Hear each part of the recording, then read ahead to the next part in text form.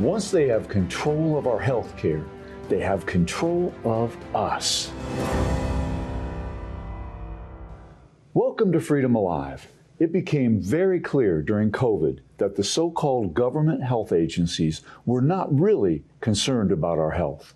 Now with the Trump administration, that is changing, but it's not without great resistance from people who are benefiting financially. Dr. Stewart Tankersley is a family physician in Alabama and considered a voice of reason in the medical community. Dr. Tankersley joins us to unpack what's really happening and how we can fight back. I'm blessed again to be joined by our co-host, Matt Staver from Liberty Counsel. And Matt, it is remarkable to witness this battle between the efforts to make our country healthy again and those that are pushing back so strongly against it. Well, RFK Jr., Robert F. Kennedy Jr., the Secretary of the Health and Human Services, is really the tip of the spear. And he has dedicated his life, not just because of what he's doing now, but before that prepared him for what he's doing now, to making America healthy again, to actually reforming the health system and the big pharma system. And so now that he is in that position, we have an incredible opportunity to make a real change that lasts for generations. And that's why there's so much opposition against him from Big Pharma and from members of Congress in both sides of the aisle, Republicans and Democrats, who have benefited and continue to benefit from the contributions that they receive from the big pharma and healthcare industries. So we have to really understand what's going on. And I think we have to stand solidly, let our members of Congress know, even the President of the United States and his cabinet know that we stand with RFK in this health reformation that we're experiencing. No question. It's a remarkable issue. The battle wages every day. There is so much information in this episode. We cannot wait to bring it to you, but our Freedom Alert is next. Vaccines are the only drugs that have absolute immunity. If Big Pharma produces a drug that causes injury, they can be sued for damages. But if the same company produces a so-called vaccine, it has absolute legal immunity no matter how many people it injures or kills. We must speak up and fight to overturn the law that gives Big Pharma absolute immunity for vaccines. The National Childhood Vaccine Injury Act of 1986 was deceptively titled to give average Americans the false belief that victims of vaccine injuries would be protected from faulty vaccines. It was signed into law by the United States President Ronald Reagan as part of a larger health bill in 1986. The purpose was to eliminate the potential financial liability of vaccine manufacturers. We must demand Congress stop protecting Big Pharma.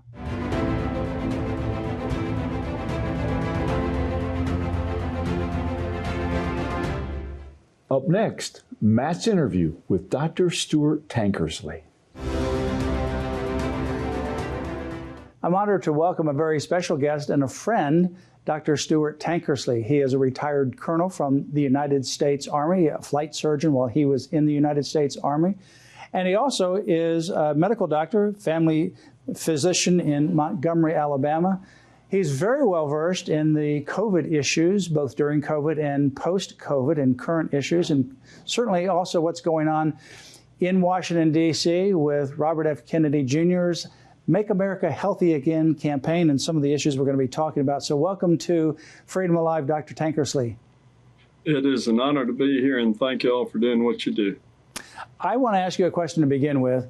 Why has the medical profession in general, there's obviously exceptions, you're one of them, been so captured by the big pharmaceutical movement, by the companies? It seems as though that instead of thinking outside of the typical box, Big Pharma has an extraordinary influence in the field of medicine and also in family practitioners and also other medical specialties.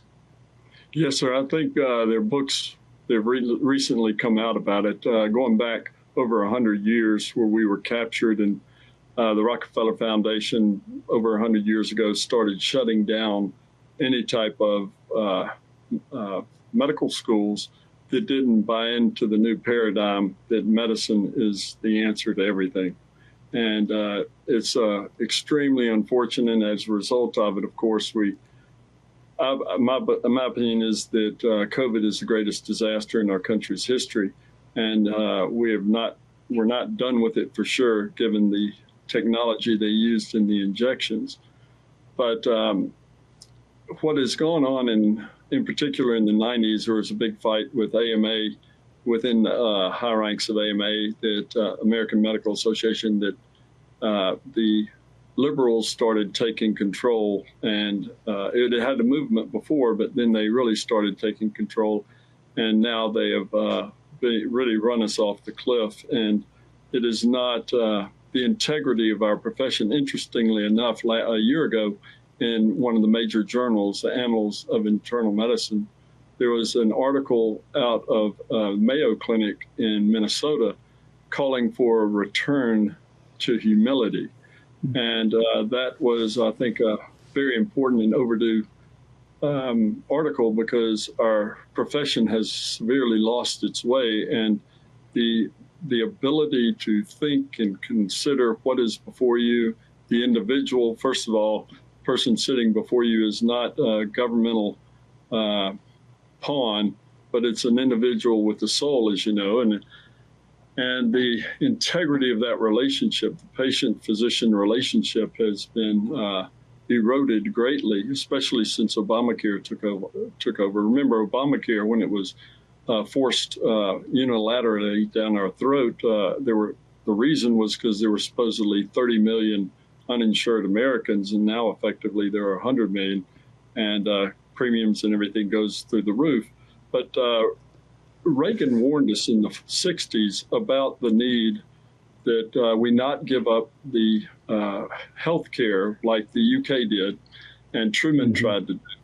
We don't want to give up our health care, because once we give up our health care as individuals, they have us, they own us. And that is the train track we've been careening down the last few decades at least.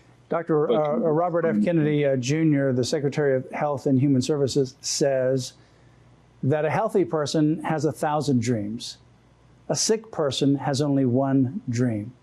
And the majority of Americans are sick to some degree or another, particularly young people.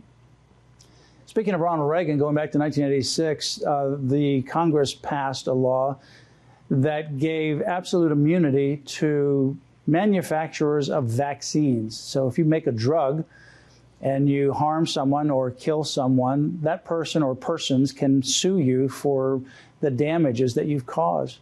But if you make something that is called a vaccine and it harms and kills, then that individual has no ability to sue Big Pharma. They have absolute immunity, and that's been the law since 1986. So when we come to COVID, and they wanted to make this vaccine, they have absolute immunity for all the injuries and deaths that they caused. So it's all big money and no downside liability. A lot of the medical profession was caught up in that, and they just spouted the Big Pharma narrative that it's safe and effective. Also, the agencies in Washington, D.C., the FDA, the CDC, the NIH, they all said it was safe and effective. Why is it that you moved in a different direction? Why was I able to see the reality before me? It's the grace of the Lord is the main reason. But I was trained in the military. I was an advisor to the two-star commander who was in charge of logistics for the entire North American continent. And part of that, we had procedures and policies in place. And when I was put on a working group in our state as one of the 5 physicians in the National Guard that are colonels, I started asking these guys, why aren't we going through our normal protocols and procedures? It was very weird that these 4 others who I had served with for a long time and really admired them and thought the world of them and liked them, they just couldn't see it. They just immediately started parroting whatever was told from above. And for example, it is clearly in the guidelines that any aviator cannot be experimented. You cannot experiment on them. I mean, it's explicit in there. And yet we just threw that, as you know, Lieutenant Colonel Long exposed a lot of it. but they just threw the regulations out the window. And it was, and I couldn't understand what was going on. The first 4 or 5 months, I've told you this, I probably didn't average 4 hours sleep a night, because it was like a deployment where all hands on deck, what's going on. And I just couldn't give up the inquiries. And it's sad that the medical students now clearly have not been trained recently, at least, in what the scientific method is, because we abandoned all principles of it. Well, I want to talk about what's going on now, because I think post-COVID, a lot of people have their eyes open in terms of big pharma, the huge amounts of money that big pharma has been making and did make, particularly over COVID, the injuries that people now know of someone who's been injured or they have died because of these shots and they have no recourse. And now you have RFK Jr., who is Secretary of Health, and he has this agenda to make America healthy again. I think it's critically important, Dr. Tankersley, that we stand behind and support RFK Jr. and let members of Congress and the Trump administration know, because he's the one that's actually trying to take on Big Pharma for scientific integrity, for science-based research, for informed consent. And, you know, let's look at some of the things that he's done. He's already done quite a few things. But with regards to what's happening with RFK Jr., I mean, he has really done an amazing amount already, but he's got a lot of pushback because people are wanting him to get out of there. They want him to resign. They want him to be terminated because he's the biggest nightmare to Big Pharma and the status quo as usual. Well, I wouldn't just say to Big Pharma. People don't understand that HHS, he's the Secretary of Health and Human Services. It's the biggest agency in D.C. It is twice that of the budget of the DOD. And this is where a large section of the deep state, as we call it, reside. And he is an imminent existential threat to them.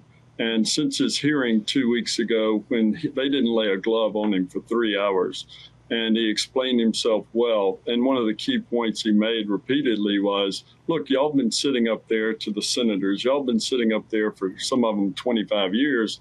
And the health has, now we're at 50-something% of American adults have a chronic disease. Y'all have failed in your oversight. And it's readily apparent to everyone, but the deep state is being threatened like never before. And what their hit jobs have been the last 2 weeks against him is all out. And I hope that we can withstand this and have the courage to just deal with the reality, because clearly these people, their agenda is not aligned with the health and of Americans. And that's what Jay Bhattacharya, who is the new NIH director, said in his confirmation hearings. We're going to get back to health, to the fundamental principles on which NIH was founded. And it's very, very important that we raise up RFK and Jay Bhattacharya and McCary and others in our prayers, because they are really withstanding a withering assault. We actually have a webpage, lc.org/pharma, PHARMA, lc.org/pharma, that has information about what we're talking about. Also, there's a landing page where you can send faxes to members of Congress to support RFK Jr., and you can also sign a petition in support of RFK Jr. I think it's very critically important, because if he goes, the entire movement comes to an end. Dr. Tankersley, you mentioned one of the hearings that recently occurred in a Senate committee. One of those hearings actually involved a research paper with regards to vaccinated and unvaccinated children. Vaccinated and unvaccinated children. And they did comparisons between the vaccinated cohort and the unvaccinated cohort.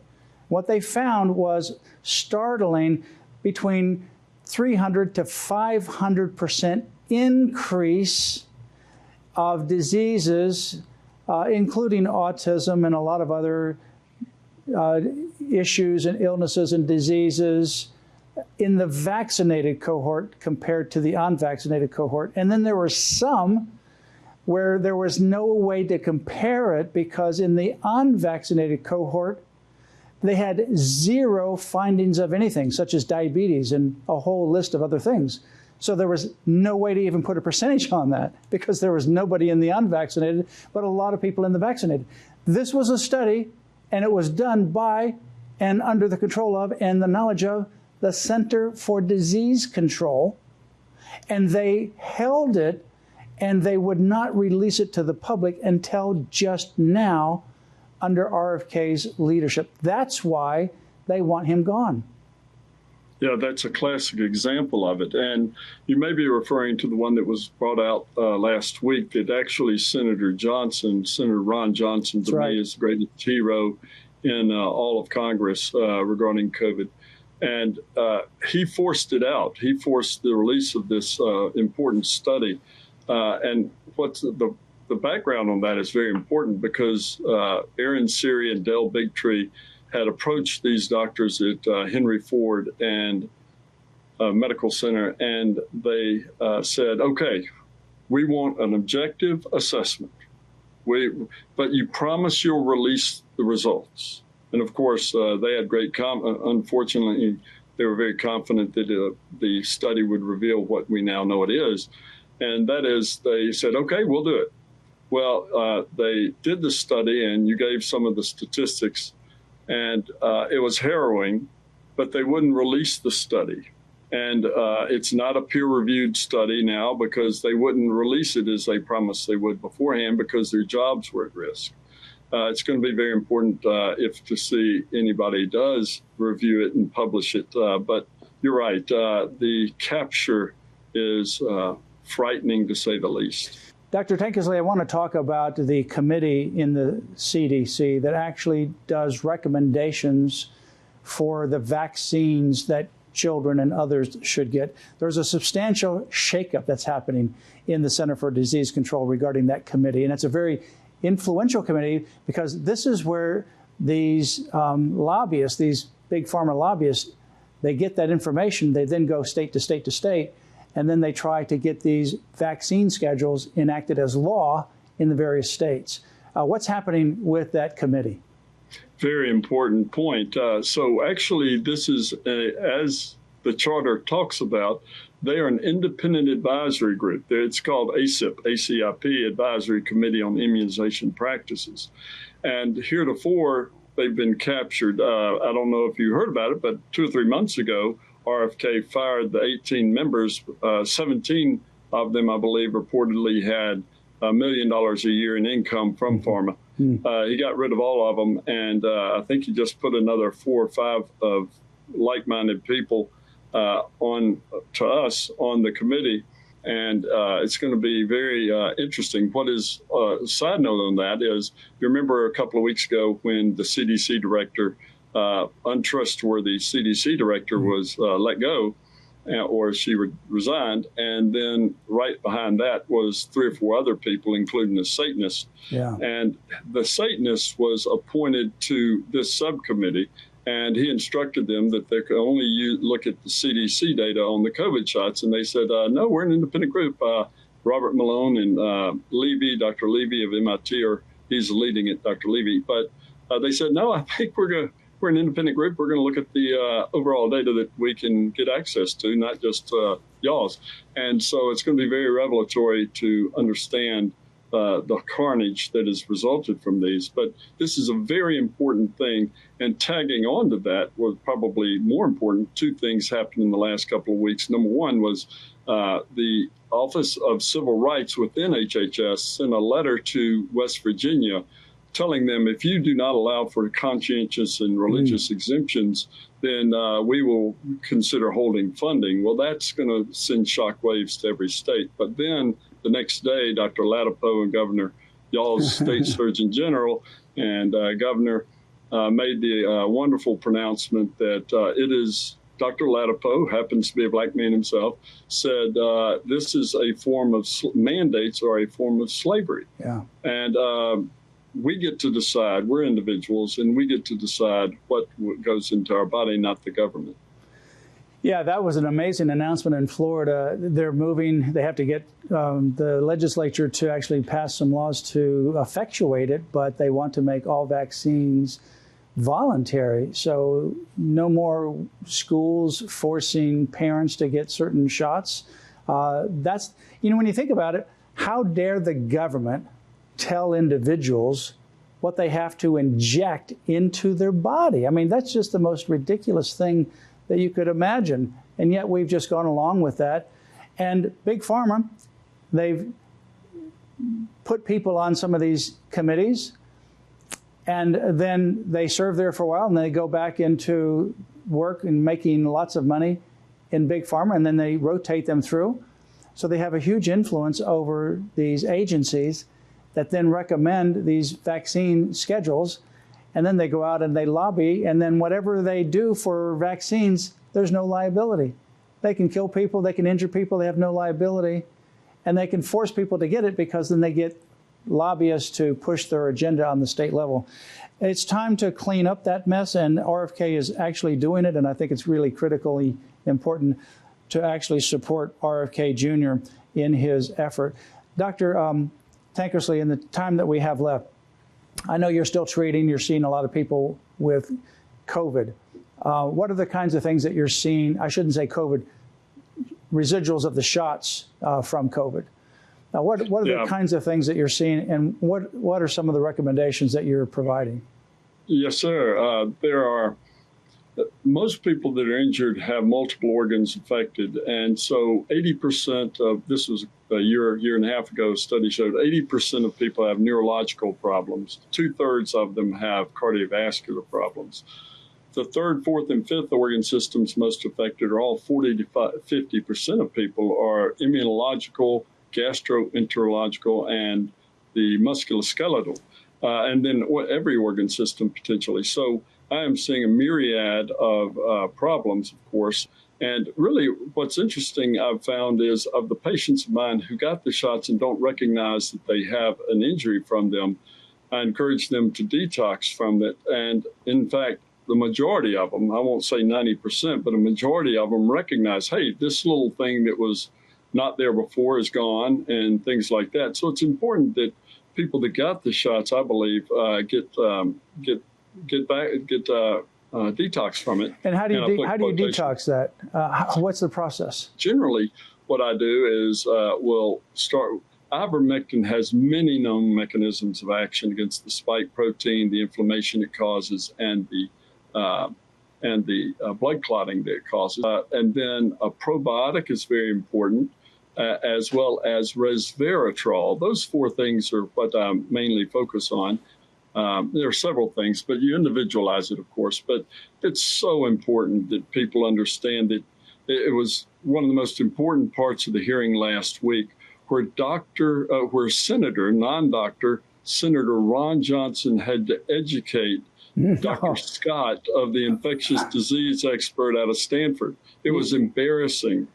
Yeah, you and I watched that video together when you were in Florida, and we watched that. It was unbelievable. You would think that the doctor senator role was reversed. It was the senator schooling this doctor in immunology, and he had no clue about any of the COVID issues or the concerns. Right. And rightly, he called it an injection, not a vaccine. And so it's just, we're in the greatest die-off. In summary, we're in the greatest die-off in our country's history. Every age group's affected.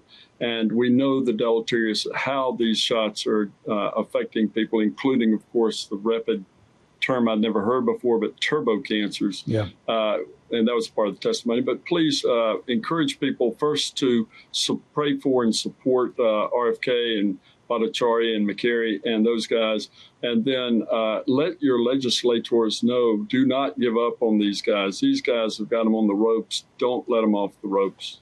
Dr. Stewart Tankersley is our guest. He's a medical doctor, family physician in Montgomery, Alabama, retired colonel of the United States Army and flight surgeon in the Army, testified in our case against the Department of Defense regarding the COVID mandates, is a great friend.